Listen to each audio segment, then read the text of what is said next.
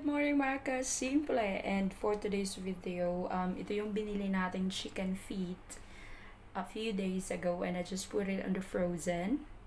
Yan siya. So it's time for us to cook it. I think I'm thinking of chicken feet adobo sa gata.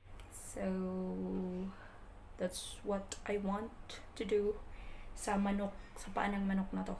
Actually, I think I have here a few pieces. If not mistaken, it's 10 to 15 pieces.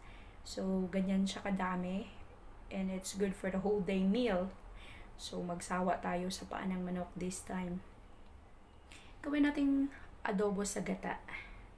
Some sort of, yan yung kinikrave ko na lasa for this point of time. So, let's start cleaning it. Ayan o siya. Manicurist. Yan natin, tanggalin natin yung mga ano niya, kuko niya. So, manicure. Ano natin, i-manicure natin siya. Manicure, pedicure pala. Tanggalin natin yung mga sharp na kuko. Let's do this!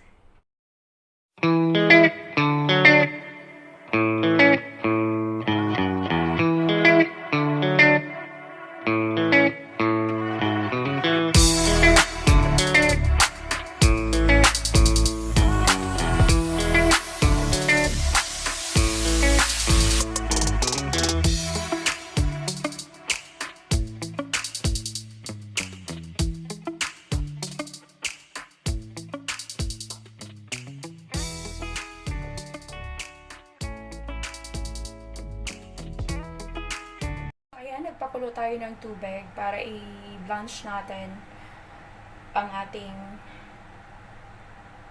paan ng manok later on. So, hayaan na po natin kumulo yan. So, since our water is boiling, ilunod na natin yung ano niya, yung mga paan ng manok para mag-blanch at mawala yung lamsa. Mga ilang minuto lang po yan. At least 1 to 2 minutes. Ayan.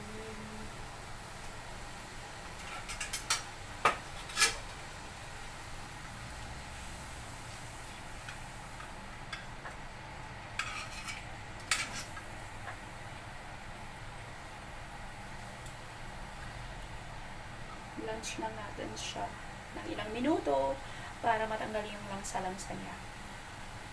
And lagyan na rin natin ng kunting asin.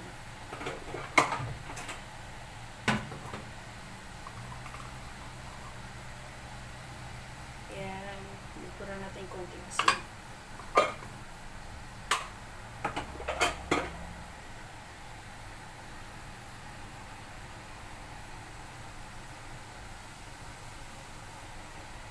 Kayaan lang natin siya.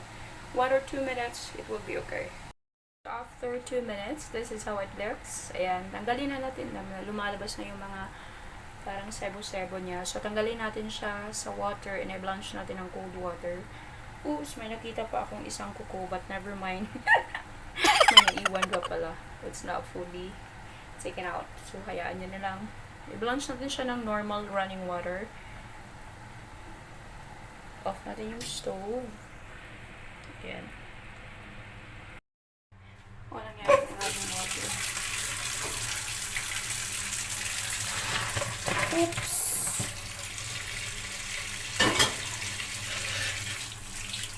Yeah, madami talaga siyang mga sebo-sebo at saka yung mga dugo-dugo.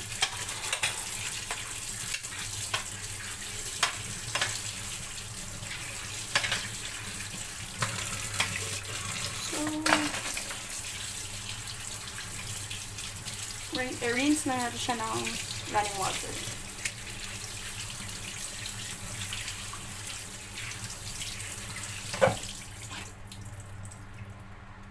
So, ayan.